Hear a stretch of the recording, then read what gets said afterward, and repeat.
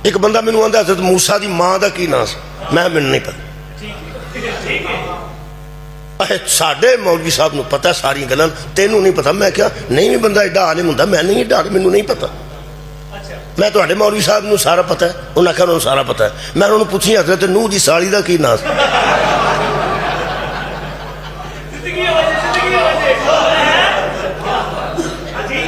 मैं पूछी तो सही सर, वो जाके पूछ लिया।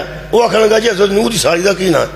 हो सका तू चवड़ा मारने पे, इस सवाल की जरूरत नहीं। मैं उसकी भी जरूरत जिदी जरूरत है वो गल कर दो कि नमाज सुबह दी रकातां किनियां ने, शाम दी रकातां किनियां ने। गैर जरूरी बंदे गल्लां कर देन। मेरे अजीज वो मूसा की माँ का बाद मैं किसी ने पूछा, एक होर ने भी पूछा, वो मैनू किसी दसिया कि हज़रत मूसा की वालदा दे इसमें गिरामी ते कोई विरद है जिदे नाल शैवां सोना बन जांदी। हाई शाबाश है।